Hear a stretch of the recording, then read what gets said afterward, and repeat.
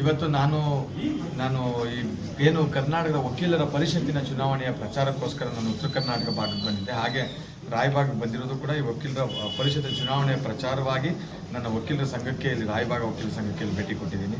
So ಇದು first time ನಾನು ಬೆಂಗಳೂರು ವಕೀಲರ ಸಂಘದ ಮಾಜಿ ಉಪಾಧ್ಯಕ್ಷ ಕೂಡ.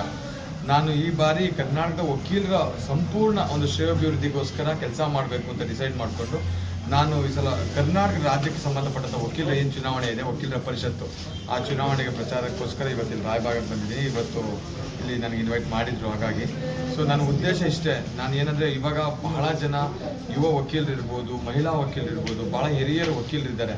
ಅವ್ರುಗಳಿಗೆ ಇವತ್ತೆಲ್ಲೋ ಒಂದು ಕಡೆ ಅವ್ರ ಸಮಾಜದ ಧ್ವನಿಗಳಾಗಿ ಕೆಲಸ ಮಾಡಬೇಕಾದಂಥ ವಕೀಲರುಗಳಿಗೇನೆ ಇವತ್ತು ಶಕ್ತಿ ತುಂಬುವಂಥ ಕೆಲಸಗಳನ್ನ ಮಾಡಬೇಕಾಗತ್ತೆ.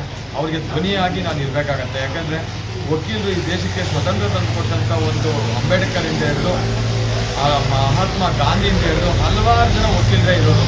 ಇವತ್ತು ಅಂಥ ವಕೀಲರುಗಳಿಗೇನೆ ಇವತ್ತೆಲ್ಲೋ ಒಂದು ಕಡೆ ಸರ್ಕಾರಗಳಿಂದ ಬರಬೇಕಾದಂಥ ಫೆಸಿಲಿಟೀಸ್ ಇಲ್ಲ, ಅಸೋಸಿಯೇಷನ್ಗಳು ನೆಟ್ಟಿಗಿಲ್ಲ, ಜೊತೆಗೆ ಅವರಿಗೆ ಬರಬೇಕಾದಂಥ ವೆಲ್ಫೇರ್ಗೆ ಸಂಬಂಧಪಟ್ಟದಿಲ್ಲ, ಯಂಗ್ಸ್ಟರ್ಸ್ಗೆ ಸ್ಟೇ ಫಂಡ್ಸ್ಗಳಿಲ್ಲ. ಈ ಥರ ಹಲವಾರು ರೀತಿ ಕೊರತೆಗಳಿದೆ ಮಹಿಳಾ ವಕೀಲರಿಗೆ.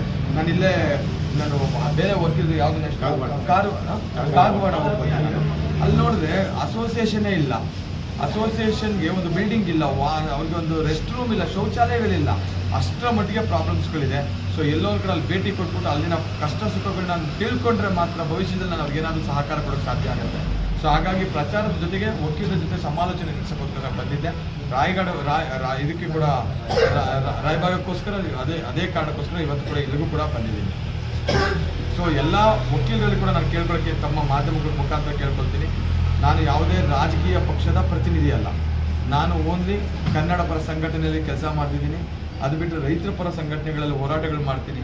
ಅದನ್ನು ಬಿಟ್ಟರೆ ನಾನು ಯಾವತ್ತೂ ಯಾವ ರಾಜಕಾರಣಿಯ ಪ್ರತಿನಿಧಿಯಾಗಿ ನಾನು ಬಂದಿಲ್ಲ, ಯಾವ ಪಕ್ಷದಲ್ಲಿ ನಾನು ಗುರುತಿಸ್ಕೊಂಡಿಲ್ಲ. ನನಗಿರೋದು ಒಂದೇ ಶಕ್ತಿ, ವಕೀಲರ ಶಕ್ತಿ. ಸೊ ತಾವೆಲ್ಲರೂ ನನಗೆ ಮತ ಕೊಡಬೇಕು, ನನ್ನ ಸಪೋರ್ಟ್ ಮಾಡಿ. ನಾನೇ ಯಂಗೆಸ್ಟ್ ಕ್ಯಾಂಡಿಡೇಟ್ ನಾನೇ. ಸೊ ನನಗೆ ಸಪೋರ್ಟ್ ಮಾಡಿ ನೀವುಗಳೆಲ್ಲ ಗೆಲ್ಲಿಸ್ತೀರಾ, ಸೇವೆ ಮಾಡೋಕ್ಕೆ ನನಗೊಂದು ಅವಕಾಶ ಕೊಡ್ತೀರಾ ಅಂತ ಕೇಳ್ಕೊಳ್ತೀನಿ. Thank you. ಆಮೇಲೆ ನನ್ನ ಸೀರಿಯಲ್ ನಂಬರು ಭವಿಷ್ಯದಲ್ಲಿ ನಾಮಿನೇಷನ್ ಆದಮೇಲೆ ಬರುತ್ತೆ. ನನ್ನ ಹೆಸರು ನಾರಾಯಣ ಸ್ವಾಮಿ ಅಂತ. ಸೊ ದಯವಿಟ್ಟು ಎಲ್ಲರೂ ಕೂಡ ಸಪೋರ್ಟ್ ಮಾಡಿ. ಸೀರಿಯಲ್ ನಂಬರ್ ಬಂದಾಗ ತಾವು ದಯವಿಟ್ಟು ಅದನ್ನು ನೋಡಿಕೊಂಡು ನನಗೆ ಮೊದಲನೇ ಪ್ರಾಶಸ್ತ್ಯದ ಮತ ಕೊಡಬೇಕು ಅಂತ ಕೇಳ್ಕೊಳ್ತೀನಿ. Thank you.